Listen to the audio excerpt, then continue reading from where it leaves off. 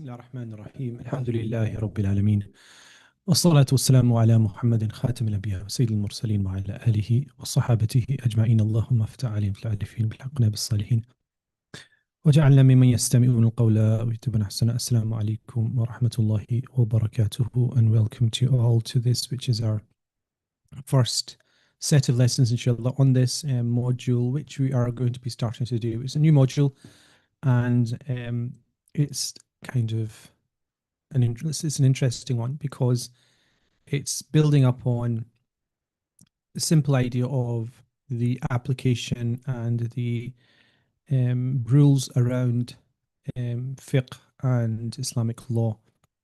So this is quite a contentious issue if you kind of follow the news, if you follow the kind of narrative that comes out in most countries against Islam. One of the big issues that comes up is the issue of Sharia. Sharia law is a common word now. It's part of the English dictionary, and it's also a mainstay of the attacks on Islam by what we call quote unquote Islamophobic or anti-Muslim hate preachers, or even mainstream politicians. So depending on where you are in the world, it doesn't really matter if it's in the East or West, whether it's in India or in America. You'll have a sizable number of politicians and politicians that are in government and in power that will use and name check the word Sharia many times. And because of that, it's important that we start to understand from basics what Sharia is, because it's not. I don't think it's a sufficient response to people that attack Islam and say, for example, use the Sharia as being the reason why they attack Islam, for us to simply neglect or to reject or ignore the criticisms. But it's probably more important that we understand what Sharia is from our own perspective, clearly, authentically, and from first principles. And after that, you're much better placed to understand why are some people using Sharia as a reason to criticize Islam, and also to what degree are their criticisms valid. I'm going to put that there because we do need to understand what Sharia means and how it can be misused as well.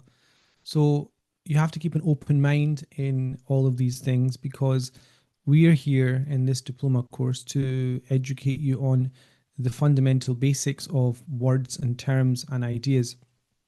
And because of that, we will, start from, as we did with the Quran module I did with you, starting from the very basic concept of what is the Quran, and using that understanding to then build up why we understand the Quran to be preserved and protected, why we understand the Quran to have a specific type of meaning, and why the meaning of the Quran is preserved in a way that, no other religious tradition would say their book is preserved. So if I was speaking to any other religious tradition, I can't think off the top of my head any religious tradition that would claim that their religious text is preserved, protected, and served in the way that the Quran is served, in terms of protected. So a Christian could say, well, lots of people study the Bible, but the Bible that they study is one amongst thousands of possible Bibles that they could have collected and collated. We don't have that. So in the Quran module, what we did was we built up this idea of what the Quran is, and we built everything around that. In the previous module that I taught, which was on the Sunnah of the Prophet ﷺ, I did exactly the same thing. If you think about it, if you go all the way back to that, the basic idea was that the Prophet ﷺ came and he spoke, and part of what he spoke was then indicated to be the Quran, and he said that. And another part of what he did, what he said specifically, was related to what we now call hadith, which is the sayings of him, sallallahu alaihi wasallam. And the way that he acted, and which was the way he wanted us to act, which became the sunnah, is different from hadith. So we talked about this, and then we built up this whole idea of how much can a Muslim say that what we have in books of hadith, for example, is actually the teaching of the Prophet alayhi salatu wasalam, and also to what degree is it not. So we were very fair, very critical, and in the end we came up with the simple conclusion that the Muslim method of checking hadith, verifying them, using them, is as good as you could possibly have at that time, but also now in terms of information. Today, we're going to start off in our journey on what we are, essentially going to talk about, which is the Sharia of Allah subhanahu wa ta'ala. And so this lesson is the first lesson in one of two modules, actually. This module at the top, it says living the law. So this is actually about practical application and integration of Islam into your life. So we're not going to be just talking about prayer, fasting, Hajj, or marriage law and zakat and all these things we'll cover later on in the course. We're talking about living Islam. And essentially, this is the thing that a lot of people, if you're living in the West, and most people in the course are from the West, this is what a lot of people who are ignorant of Islam or unaware of Islam, let's just say, are fearful of. That Muslims live by a specific rule, book, or a specific law, which they don't know about. So they're probably thinking, what is the source of this law? How do they decide what to do? What does it mean for us as non-Muslims? And so obviously people that hate Islam will use this all the time and say Sharia law, and it'll be kind of, in fact, if you were to, I don't know if you tell me, if you Google and do a internet search of Sharia law and do an image search of that, actually, what do you think is going to come up? I guarantee you will get, in fact, you probably guess what you'll get. You'll get blood, you'll probably get an image of somebody in a desert with a stick, or you'll have some kind of Muslim majority city with a large crowd demonstrating, or something violent, something bloody, something disjointed, something negative. You will not get something positive.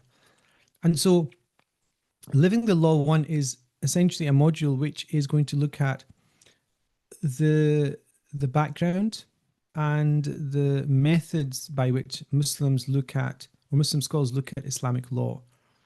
And we're going to build it up with different lessons. Lesson 1 is called Sharia law, but I'll give you an idea of what we're covering, as always, in the 6 modules. So you kind of have an idea of what we call the roadmap. So this is Living the Law 1. This is the module. There is another module coming up, which is called Living the Law 2, which is actually using the information we learn about here in this module, and we'll apply it to real situations. In other words, a question which is very complicated, I will take you step by step into how a Muslim scholar will answer a question. So say, for example, you want to go to a restaurant and eat something, and you're not sure whether it's halal or haram, where the meat's from, whether it's cross-contamination, whether it's been stunned or not, or whether somebody or a loved one is ill and they require an organ transplant, for example.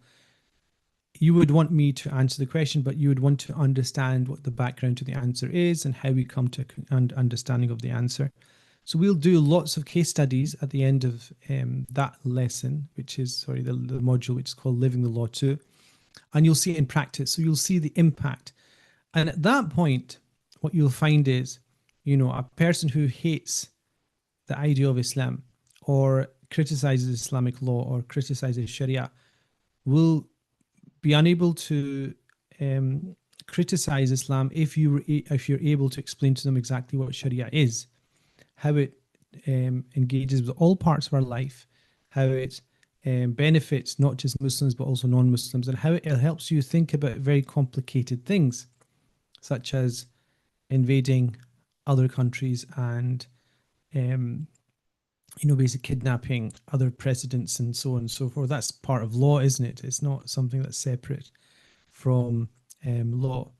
So inshallah, what we're going to be doing as we go through these sessions is, inshallah, going through the lessons. I'll just go through that now. Somebody's saying there's a good film on Netflix at the moment called Haqq, which challenges Sharia law based on a true story regarding divorce in Islam. So I'm not aware of a good film on Netflix at the moment called Haqq. which challenges Sharia law. Okay. So obviously, Sheikh Amr will be covering a whole module on family law, and a lot of even Muslim scholars in majority Muslim countries don't actually apply Muslim family law properly anyway. So I don't know what the movie is about, but rest assured that even what Muslims think is Islamic law is not. Okay. So let's have a quick look at what the lessons will be. The first lesson is today, Sharia law. What does it mean? And then we'll start to look at the sources of law, Sharia. In other words, when we talk about Sharia law, where does it come from? How do we know? And you'll kind of roughly know, but we're going to cover it in detail. So the Quran will be one source, for example. If you're looking for an answer to a question such as is organ donation permissible, you would go to Hadith as well. You would go to Sunnah. You would go to perhaps what scholars have said and these kind of things. We'll go into the technicalities of those things. So there's actually 3 lessons on the sources of Islamic law, and you'll be surprised all the way from the Quran to public interest and local custom and all these things will be part and parcel of Islamic law, actually. And then we will have a pivotal lesson, which is actually, once you understand this lesson, which is lesson 5, you'll start to really understand what the purpose of this course is. What's the higher purpose of Islamic law, and what's the purpose of praying? What's the purpose of fasting? What's the purpose of marrying in a specific way? Why this? Why that?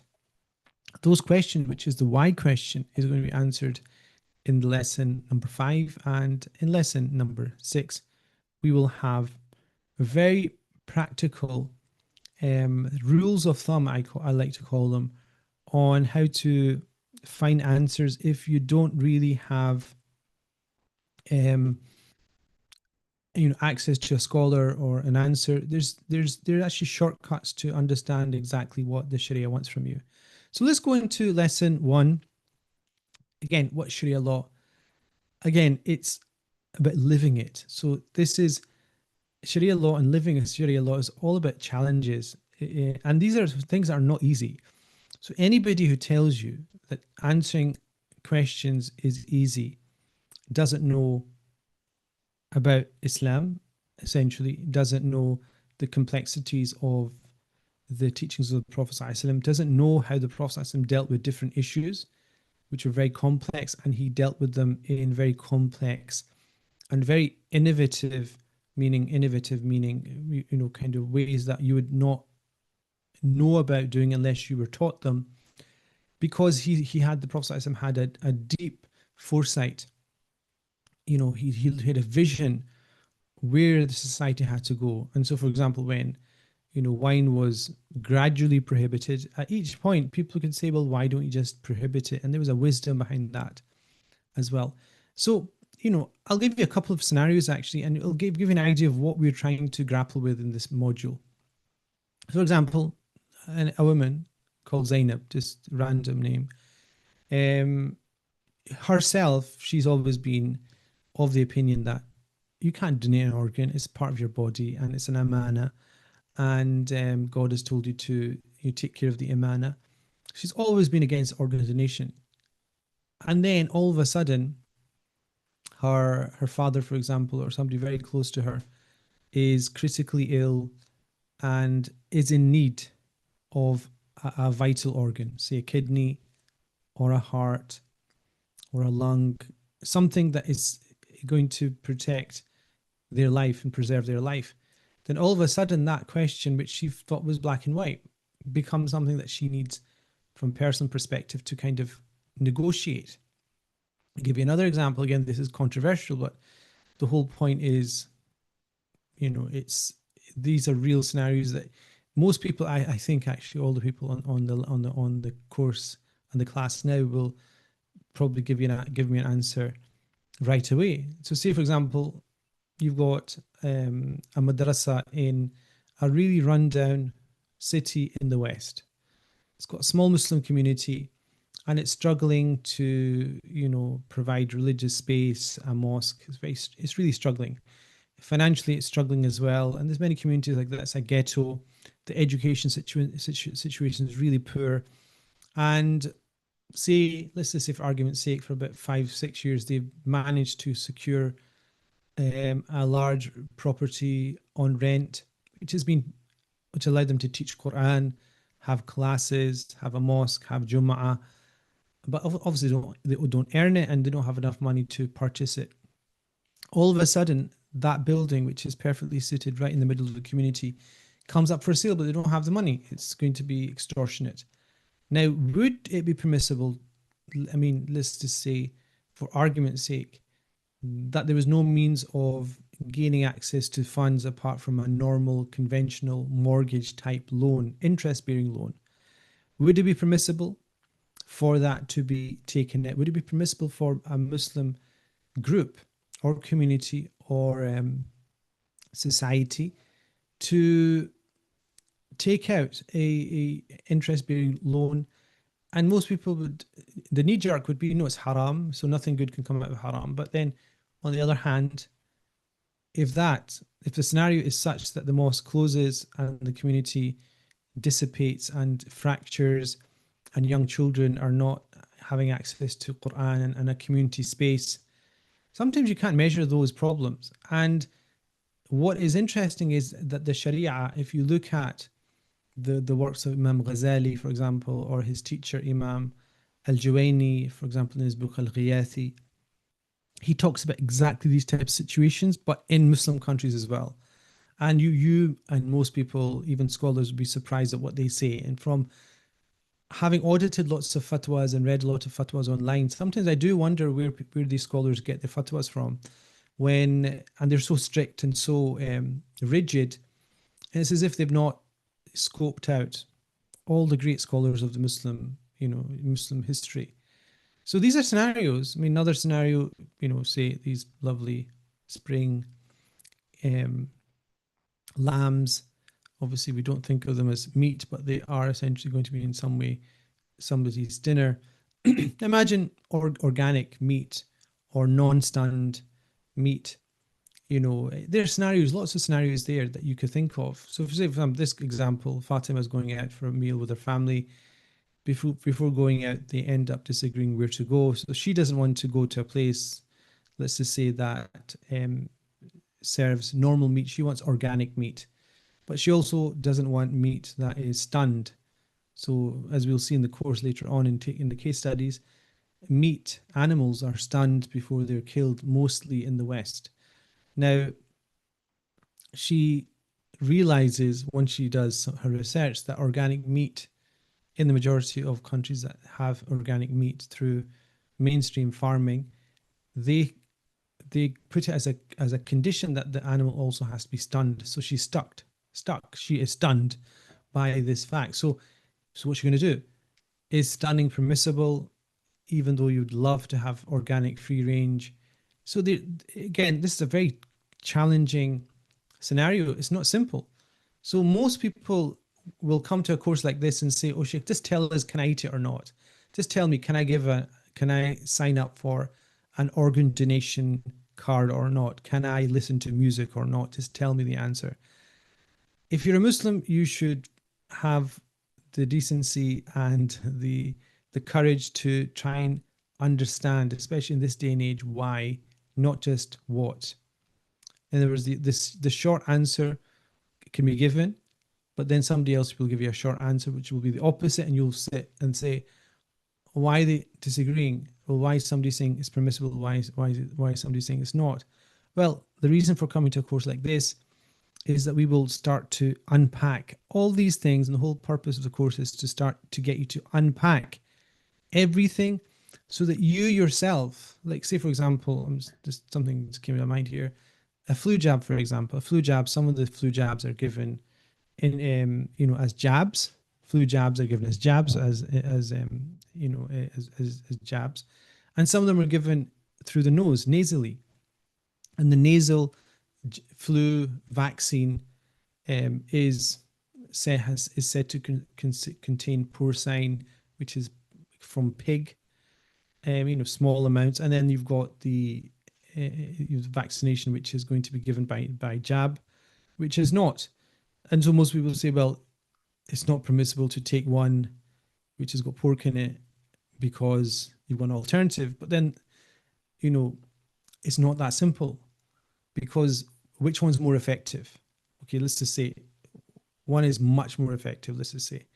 And let's just say there are people in the population that have an extreme sensitivity to flu, for example. So it's a life or death sometimes for people. So is that not going to be taken into account? So this is why it's not as simple as saying, oh, we have to avoid pork or pig. And therefore, do you think Sharia is that simple? Is it that superficial? Is it that black and white? So this is why these are challenges. These are challenges, and this is why Muslims need to calm down. And so things like climate chaos, which is the thing a couple of years ago, now I've realized that this is becoming a nothing. This issue of like climate change is now fallen all the way down the things that are even important over the last 2 or 3 years. And I gave a lecture actually on this about 3 years ago, 4 years ago, actually talking about climate change and climate chaos and global warming. And I was just talking about things being in perspective.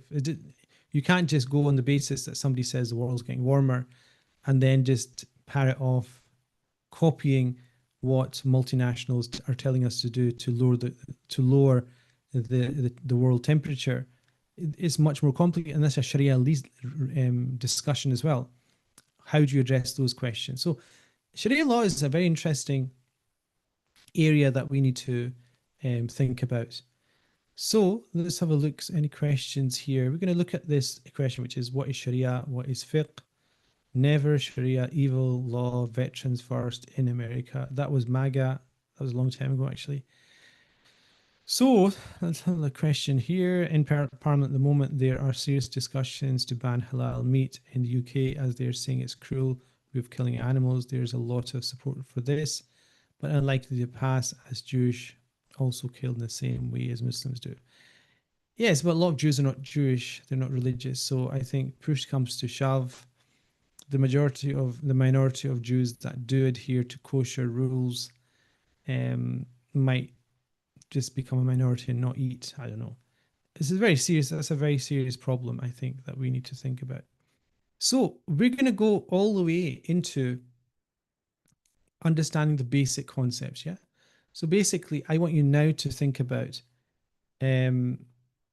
what does Sharia mean and what does fiqh mean? Okay, so we're coming to terms. We're coming to understand specific terms. So Sharia is, in this verse of the Quran, Allah subhanahu wa ta'ala says that essentially that every single community in the face of this earth has shir'atan wa minhaja, has a shir'ah, which is essentially a law, and a minhaj is a way of living.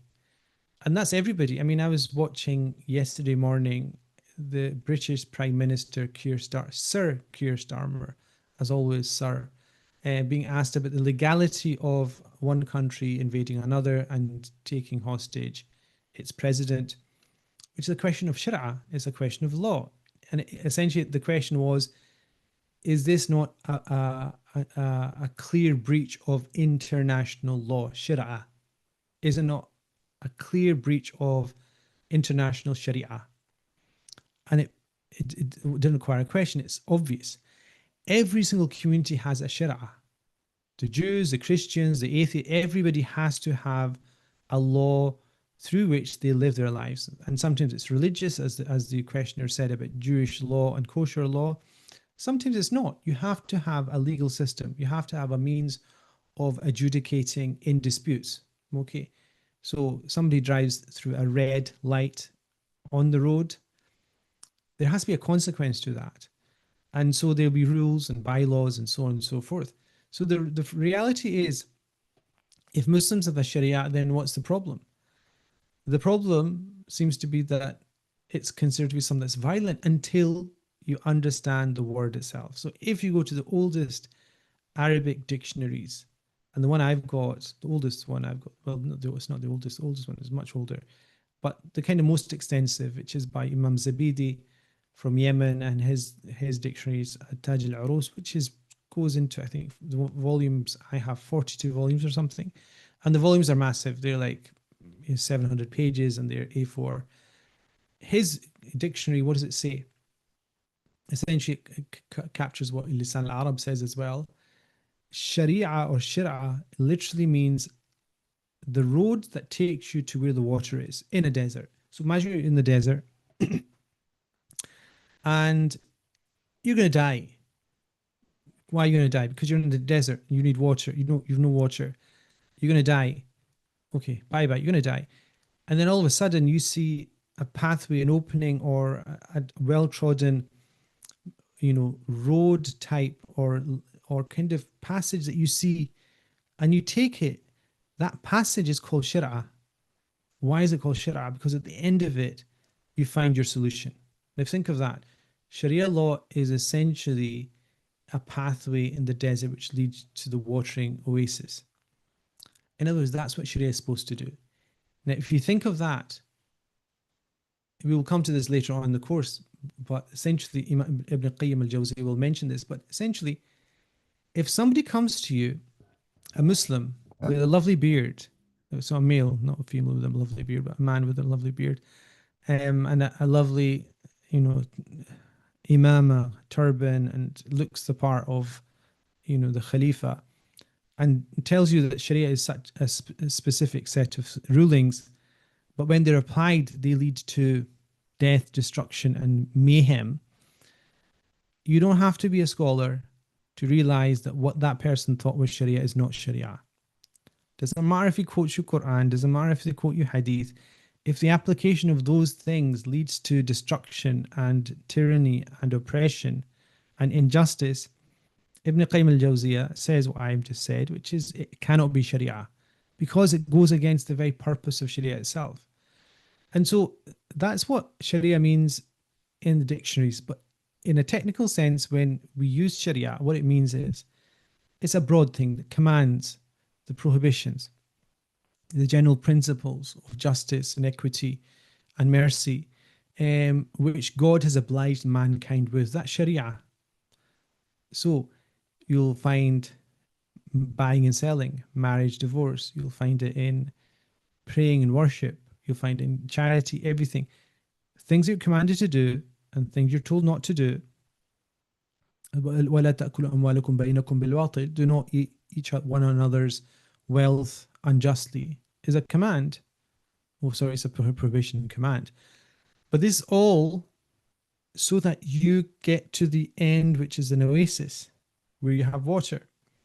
So that's what Sharia is. It's these broad principles, okay? Broad principles that Allah has given us. And they're connected to this other word that we're looking at now, which is fiqh. Okay, so I want you to concentrate now. So Sharia is what? Sharia is these general things like justice, fighting for justice, fighting for peace, fighting for mercy, compassion, equity, these kind of things. Because, this is what's commanded in the Quran. Now, those will get us in the end to what is called fiqh. Fiqh is, what did we talk about when Sheikh Anwar talked about fiqh? It's this is permissible, this is not, this is halal, this is haram, this is wajib, this is sunnah, this is sunnah mu'akkada, this is sunnah ghair mu'akkada, this is nafil, etc. etc. Without going into those details, Sheikh Anwar covers them with you. Wajib. So, witr prayer is wajib for the Hanafis, for example. Okay. Those minute rulings are called fiqh. Okay. And there's a connection between the two. What's the connection between Sharia and fiqh? Sharia essentially is this kind of high level, almost like celestial, heavenly code, which is general. Okay. So you think of something that's really general. It's kind of these wish list. Okay. So think of a wish list that God wants you to adhere to. Okay. Now, how you apply them will be the fiqh. How do you get to the other? How do you get to the two? So fiqh is the rulings, detailed rulings, and why do Hanafis say that you don't have to have an intention when you do wudu, for example? There'll be reasons for that.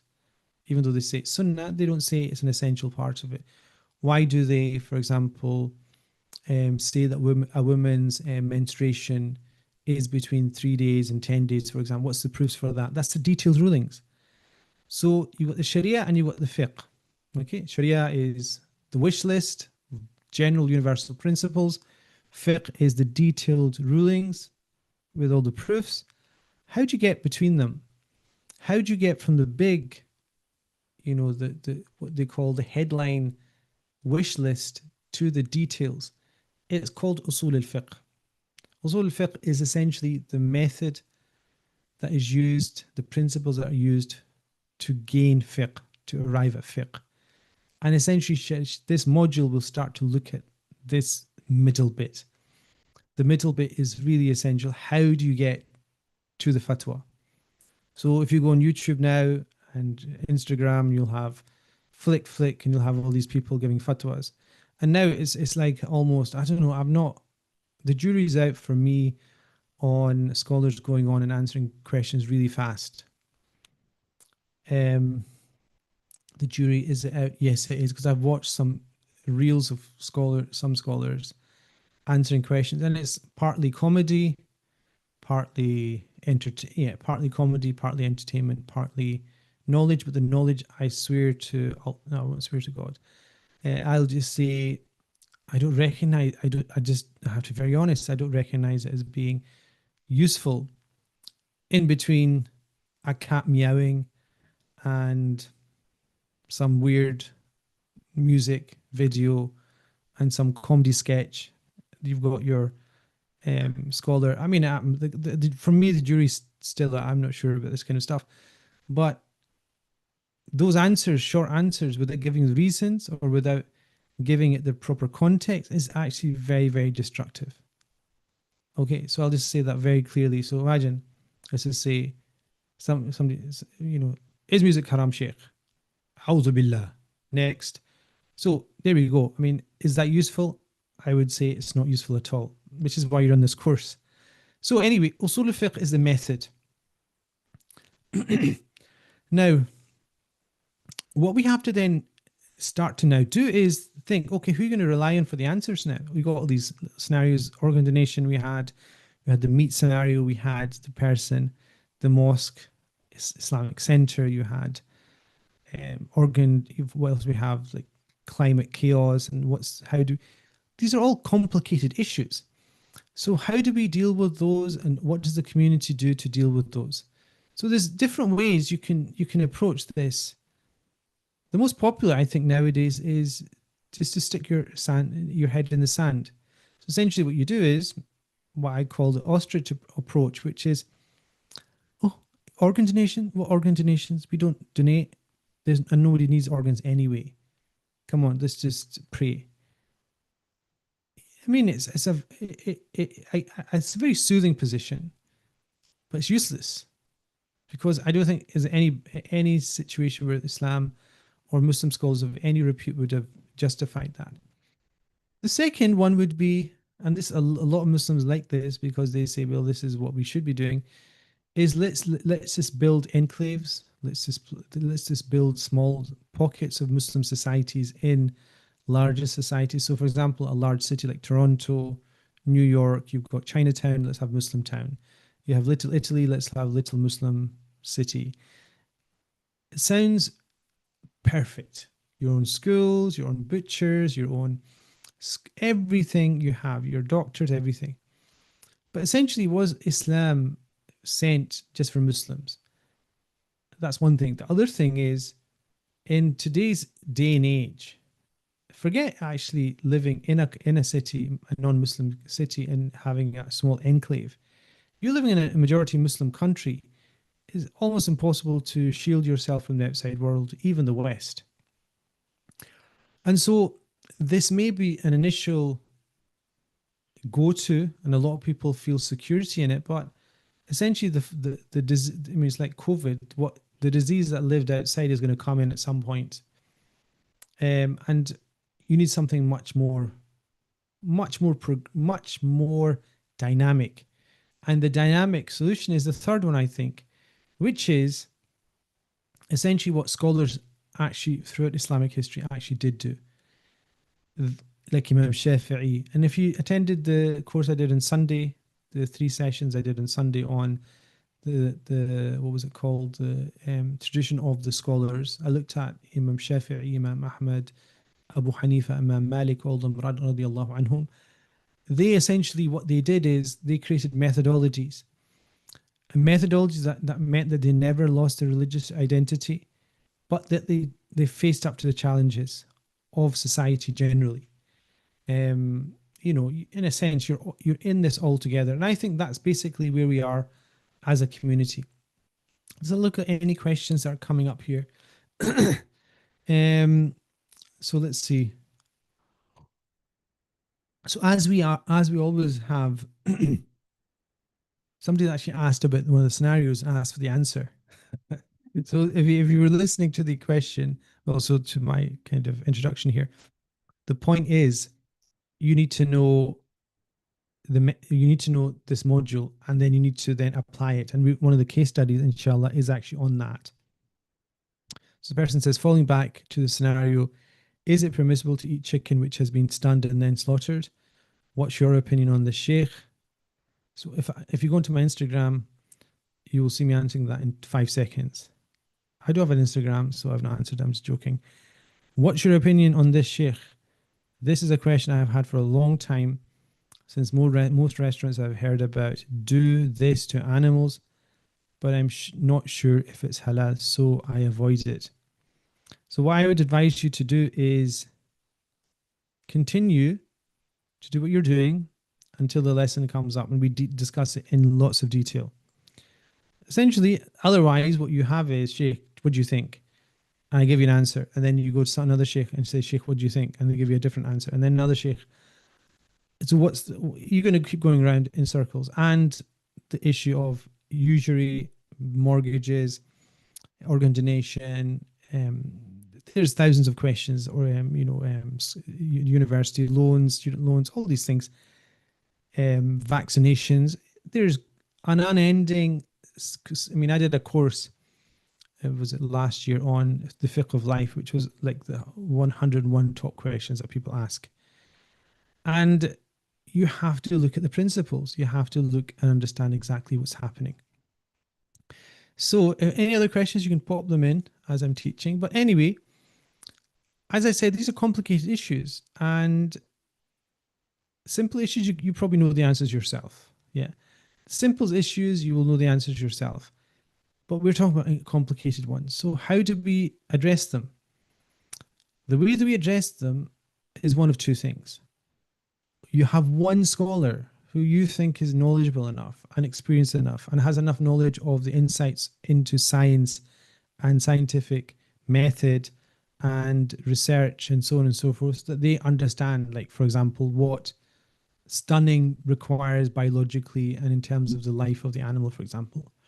Or they're a doctor and they understand what organ donations are and what brain death is and what cardiac death is and so on and so forth. So they have a deep understanding of what constitutes death medically. You can have that. So you can have individual scholars giving what we call a fatwa. That's one way of doing it. A person gives his or her research and they answer the question. For example, that question about stunning chickens, stunning meaning bringing them into a state of unconsciousness before slaughter. I would need to know. In fact, I don't want to preempt that, because when we look into that case study, we also use evidence from Roslyn. Kind of there's a poultry site in just outside Edinburgh, which did research with the United World Health Organization. So we look at that research as well, and the effects of stunning on the life of the animal and so on and so forth. All that information has to come out. Is it one person that's going to do it or more? So a fatwa essentially is a legally binding document. Okay. And that's going to be important for you to understand, because most people, when they think about fatwa, they think, oh, I have to do it. So a fatwa, essentially, if you think about this definition, it's non-binding. So, for example, I don't know if you all know when the word fatwa came into the English language. So I don't know if you know this, but fatwa is an English word now. It's come into the Oxford English Dictionary. And also it's something that P. Diddy and 50 Cent and all these people, I'm sure they use against each other. They give fatwas against each other. So that's a funny, strange use of fatwa, but it's there now, mashallah. Is becoming mainstream. But fatwa essentially is a non binding legal pronouncement about anything. Okay, but it's become popular for a specific thing that happened in the 1980s. Don't know if you know what that is, but if you do, just put it into the chat. So you could do that. You could answer the questions individually. One person could answer the question. The other option is to have a council of people. In other words, not just one person, but a group of people. And so, for example, there's fatwa councils in Jeddah, which is probably the largest, which is OIC, Organization of Islamic Conference, which is, I think they have 2 members from each Muslim country. They have a council who look into issues. Then you have the Fiqh Council of Mecca, less influential. You have the Azhar Fiqh Council in Egypt, which is actually the fatwas are actually very good quality. The European Fiqh Council, which is almost, I just heard a couple of days ago actually that the centre from where it was operating has closed down because of a dispute.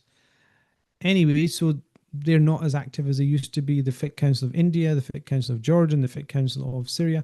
There's lots of fiqh councils. Salman Rushdie fatwa. There you go. Somebody showing their age or showing the fact that they can Google.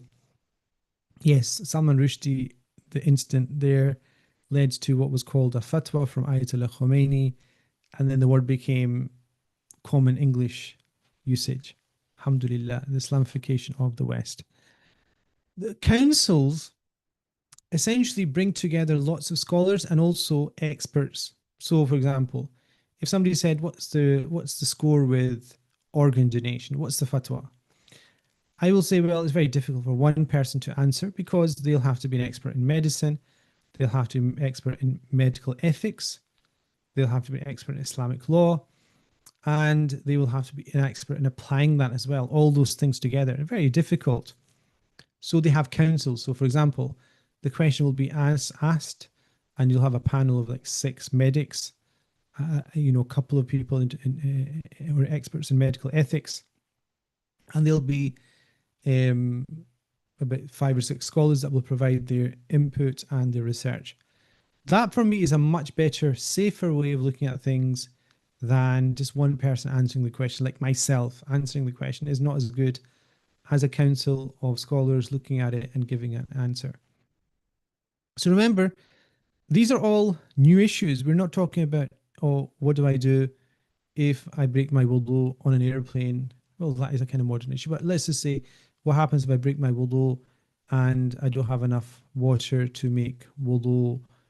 That's a question that's been answered by every book of fiqh.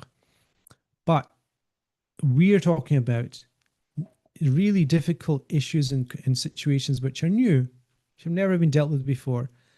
And so this is where you cannot remain silent. And so a lot of scholars I've seen nowadays is because if a situation becomes really difficult, they ignore the question or they don't look into it in detail.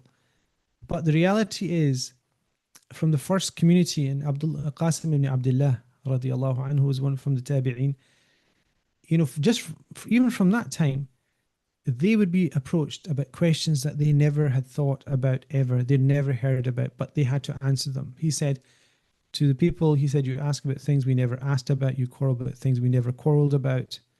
I mean, I was speaking to somebody recently about a whole argument about cat food. I don't know if you know about this. Do you know about this cat food thing?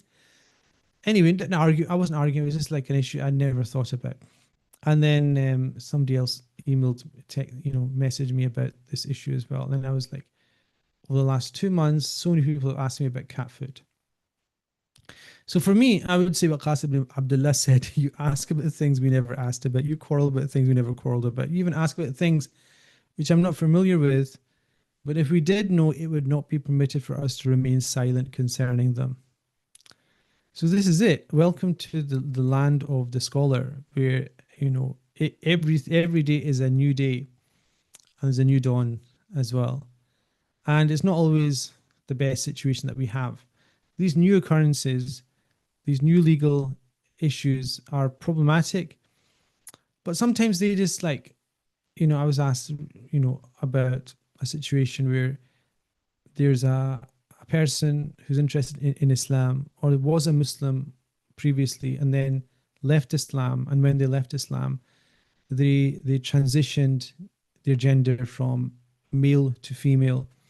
And now they want to come back to Islam and also then re-practice. So sometimes you think, where do we start with that question?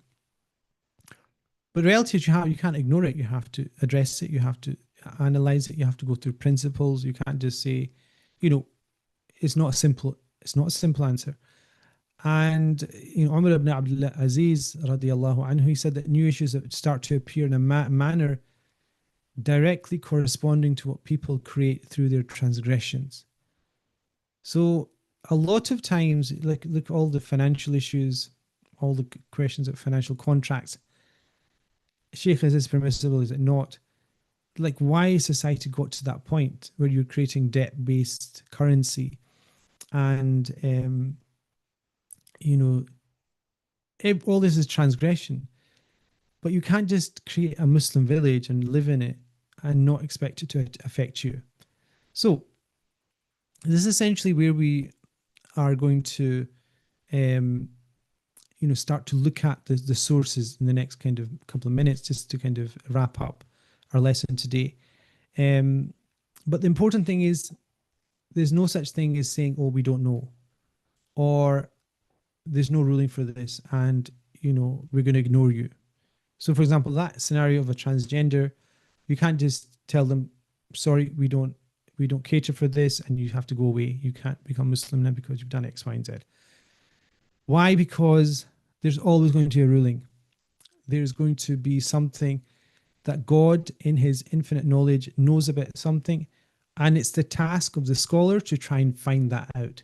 Try and find the answer to that scenario that they never thought about. So Imam Ibn Rushd, who's the grandfather, there's two, there's a grandson and the grandfather, this is the grandfather. He said God has specific rules, the preconditions for which did not exist in the first community. Like, it wasn't possible to medically and physically change your gender, okay? And it wasn't possible. The conditions didn't exist in the first community. If the preconditions later appear, the resultant ruling naturally ensues from them. There's always a ruling. There's always a way of finding the ruling. The question is the methodology, okay? So we're essentially going to start to, in the next 3 lessons, inshallah, we're going to start to look at the principles of Islamic law. And we're going to, kind of essentially look at how do we find the answers to this. And we said, remember, we talked about Sharia as being the kind of the wish list of principles, and then the fiqh being the, the detailed rules, halal, haram, etc., etc. Usul is the way, usul al-fiqh is the way of finding out those answers. And the primary, it says here, the primary aim of usul al-fiqh is to arrive at the detailed rules of fiqh through an informed understanding of the sources. So this is essentially what we're going to be starting to do. It can be said to uncover new fiqh rulings from first principles. In other words, okay, organ donation, stunned meat, transgender, student loans, vaccine, you keep going. How are we going to find out the answers? We're going to start to do that through the use of these tools. We're going to have tools. And unfortunately for Muslims, I'm going to tell you now, we're going to have to use our brains. And Muslims don't like using their brains because they would just like all these soft, cuddly YouTube shorts that make them feel good and warm and fuzzy inside. But I'm sorry, Allah has blessed وَلَكَدْ كَرَّمْنَا بَنِي آدَمَ وَحَمَلْنَاهُ عَلَى الْبَرِّ وَالْبَحْرِ. Allah says that we have honored the sons of Adam and carried them upon the land and the sea. And this is exactly what the Prophet taught. He sent people to villages and cities. He sent Mu'adh ibn Jabal, as in this hadith, to Yemen, and he said, how will you rule? And he said, I will rule by the book of God. And he said, well, what if you don't find the answer in the book of God? He says, then in your sunnah. And the Prophet said, what if you don't find it in my sunnah? And he said, I will exercise my opinion and not lag behind in doing so. In other words, I will not give up. I will exercise my opinion, meaning I will think about it. And the Prophet tapped his chest and exclaimed, Praise be to Allah who harmonized the understanding of the messenger of God to what pleases the messenger of God. In other words, Mu'adh was the messenger of the messenger. And essentially the Prophet was saying, you should also try and do that as well. So the main sources that we're going to cover for the next, we're just going to finish off now, but the next three lessons, yeah, from next week and the next two lessons after that, we're going to cover, I think, just 9 of the sources, and some in more detail than others. You know, these are the place that you go and start to find the answer to, is it permissible to have organ donation? Is it permissible to stun meat? Is it permissible to use porcine vaccine? Is it permissible to take a student loan out? Is it permissible to allow a person who's transgendered, change gender, to come back into Islam? And then where do they pray? Where do they fast? Sorry, where do they fast? That's obvious. Yeah, but, you know, do they menstruate or not? These are all obvious medical questions, which are obvious questions as well, in terms of a male transition to a female can never menstruate anyway, etc., etc. These are all going to be answered from going back to the sources, the Quran, the Sunnah of the Prophet ﷺ, which we'll cover. Also, we'll start to look at consensus of opinion. What's that? That's basically all scholars agreeing upon something. If they do, they must be onto something. Analogy, which essentially is, oh, we know the answer to this, and is that similar to that? You know, is it permissible to, let's just say, smoke marijuana? Yes or no? And you could say, well, the closest thing to that would be drinking wine. Is that close enough analogy or not? We're going to have to look at that. So analogy will be something.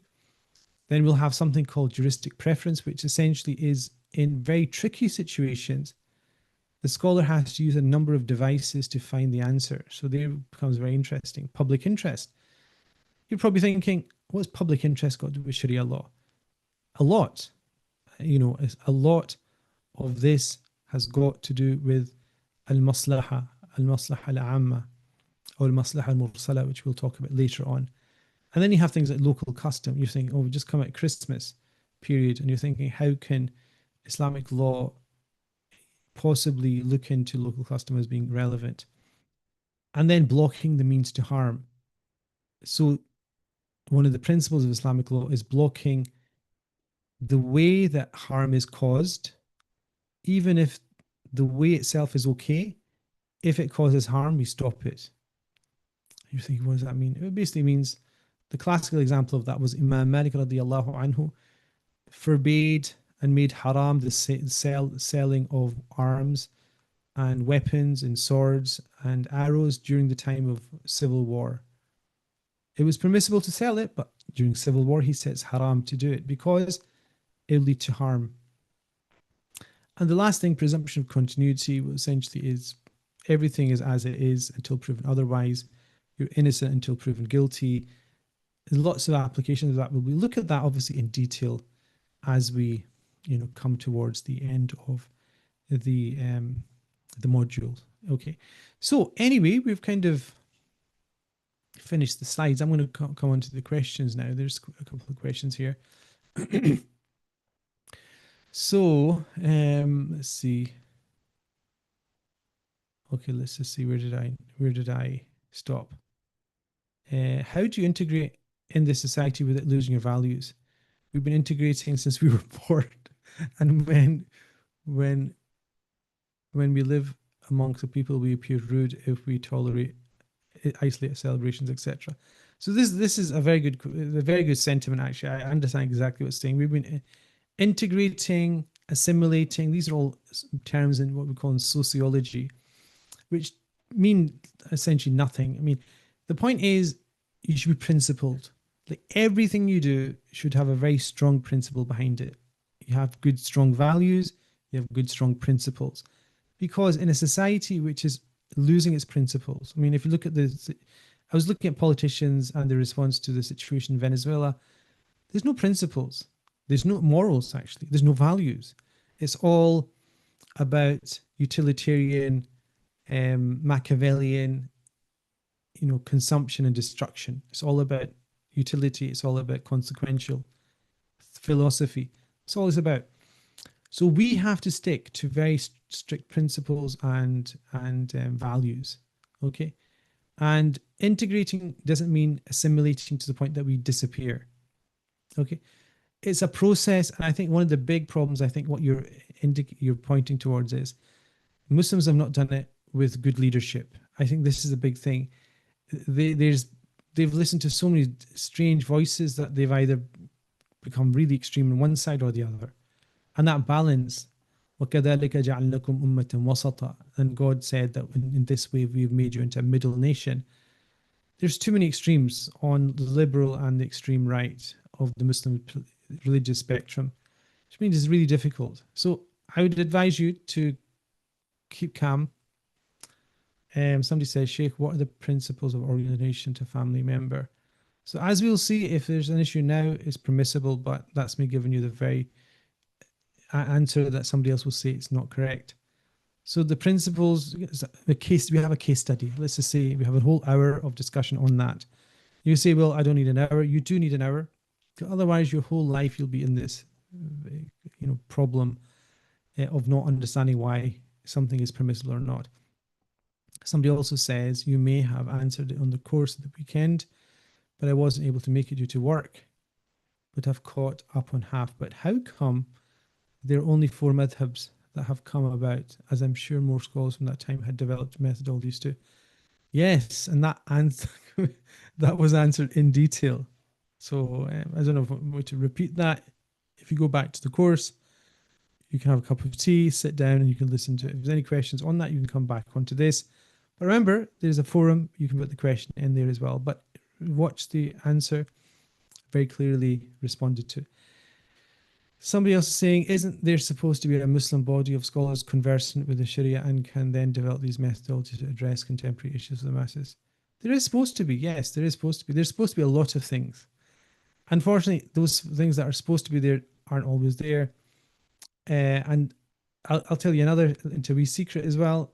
There's a lot of influence by government, internal governments, external governments, political affiliations, and one of the big problems, in fact, with to let you into an open secret, one of the big problems with the European Fatwa Council was that it was very much Arab based, and that's not saying why is it Arab based, meaning they weren't conversant with the social and cultural norms of the West. They were more people that were, one mind in the Arab world, one mind in Egypt, one mind in Qatar, one mind in Jordan or Syria. And that's not going to help in understanding questions. One of the scholars was asked about building a mosque in America, and the person had visited America a couple of times but didn't understand it. The question he was asked, he clearly did not understand the question, and they passed a fatwa on the permissibility of giving zakat money to build mosques, which is against the majority opinion. For no reason, they didn't understand the situation. So a lot of times the scholars that created these bodies weren't aware of the situations on the ground. So somebody else says, do these councils of fatwa scholars have the library of all approved fatwas, which can then be used for further research? Also, are there any clashes between these councils? Yes, there are clashes. I mean, the European Fatwa Council was more progressive. Azhar was a bit more, not the Azhar, the kind of Mecca Fiqh Council was much more restrictive. The Jeddah Fiqh Council is considered to be the best, I would say, most accepted, let's just say. Yes, so there is a library of approved fatwas. For example, each of those, in fact, in my library, I've got, from each council, there's probably like 30 volumes of publications that they, print out, and then you can refer to them as well. So they're important. If Sharia law leads to fiqh rulings and definition of Sharia's commands and prohibitions and guidance that God has obligated mankind, why are fatwas then non-binding? The reason why fatwas are non-binding is that it's one scholar's understanding of it, which is possibly not correct, or possibly one of many possible opinions. There's no such thing as an exact 100% answer, let's just say, because in using the methodology, sometimes you don't get exactly what is intended. So you're asking what's the relationship between fiqh and fatwa? Are they both not rulings? They are. So one way of looking at a book of fiqh would be that you could say, well, it's actually a book of fatwas. You could say Abu Hanifa gave, and his students gave fatwas on all these questions that came up. But fatwa is more, the word fatwa is more used for the answer to a specific question that came to a person. Okay? So, for example, I was looking this morning at a fatwa which came out of Chicago on whether the marriage of a Muslim with a Christian woman who belongs to the Mormon sect of Christianity is valid or not. So you understand the question? So whether a Muslim can marry a woman who's a Christian Mormon is valid or not. And that's all to do with whether Mormons are considered to be Christians amongst Christians or not. That's one thing. And the other argument is whether the claim of the Mormons that their sect was led by a prophet, okay, who was given revelation, whether that annuls the fact that they're Christians from our perspective as Muslims. So you can imagine that's a specific question which has an answer, which is a fatwa. Whereas, oh Sheikh, you know, when I go into sajda, my nose starts to bleed, does my wudu break? That could be a fatwa, but that's an issue that comes up in fiqh again and again and again. So therefore, it's a book of fiqh, not a book of fatwa. So book of fiqh is, you know, because of the commonality and this and the frequency of those questions, it's not considered to be a book of fatwa. It then becomes a book of fiqh. Hopefully that gives you the answer. Another thing why were fiqh councils not common in early Islamic scholarship is it that the scholars were more qualified to answer questions on their own, or was it that the issues were not as complex? So a common mistake and misunderstanding, even amongst lots of people that study Islam and scholars, is that there was. I'll give you two examples off the top of my head. Malik radiallahu anhu. He said, I did not give fatwa until 70 people of this mosque, I mean the city of the Prophet, the Masjid of Madinah al-Nawara, gave me authorization to do it. And if it wasn't for the fact they gave me authorization, I wouldn't have done it. Imam Abu Hanifa rahimahullah sat at the head of, some people say 50 scholars, each of whom was able to give individual fatwas, but they used to look at questions collectively. So there you go, it's a council. Why is a fatwa non-binding? It's non-binding because it's possible that you could know somebody or later on meet somebody who you think is more qualified to give the answer, and their fatwa might be closer to the truth or may sound to you to be better, which means there's a problem to fatwas, which is that, you know, people with the wrong intention can go fatwa shopping. I don't know if you heard that word, but fatwa shopping. Basically, they look for the answer they want. Okay? It's a big problem, and we can deal with that one later, inshallah. Assalamu alaikum. So when we have questions such as organization, mortgages, music, etc., how would we know who to go, for example? So how do you know? I mean, this is the thing. Fatwa shopping, I just mentioned it. And the reality is, فَاسْتَفْتِ قَلْبَكَ. The Prophet said, follow your heart in that situation. I mean, what do you feel more comfortable with being the person who you more trust more? Scholars trust more, and generally has, on TripAdvisor has better reviews. Let's just say that. I want to simplify and dumb it down. You have answered it on the course on the weekend, but I wasn't able to make it due to work. Okay, answered that. Inshallah, no need to repeat. Okay. Are some of these sources not used Yeah, so we're going to cover into all these things. So some of those sources are used, some of them are not. Analogy, local custom. They're all used, but in different ways by all the different schools. What is the role of Sharia councils in UK? They don't always seem to be helpful to the Muslim community. Can I just ignore that question? Yes, Sharia councils, may Allah guide them, inshallah, to the best, because they need to do a job. They need to do a better job. Inshallah, I pray to Allah that Allah allows them to be more professional and transparent, inshallah. Where do I find the forum? You find the forum on the website.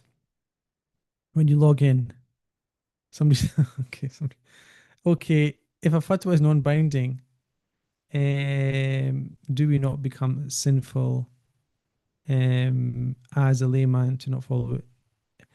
No, because a fatwa is I mean, you have if you need an answer, then you need to find an answer, and um you can't just stop. Like, you need an answer. So you ask people you trust, or you have access to somebody you trust, and then at some point the water is going to flow, isn't it? So the water is going to flow into the stream. At some point you need the answer. So you can't ignore what comes to you in terms of answers just because you don't like it. Okay, I mean, that's the simplest thing I can explain. You have an issue, let's just say organ donation, life or death. You can't just say, okay, I'll leave it, I'll sleep on it. You have to find an answer. You look, and then whatever your heart seems to be veering towards, you go with it, inshallah. So, Jazakallah khair. I'm going to jump off because your camera, I know, is going to be ready to come on to this. I thought I'd finish this lesson much earlier than I did, but obviously this topic is riveting, blood flowing, violent Islamophobic content, which means everyone wakes up. Jazakallah khair. I will see you inshallah next week. Any questions? Remember, the forum's for your benefit,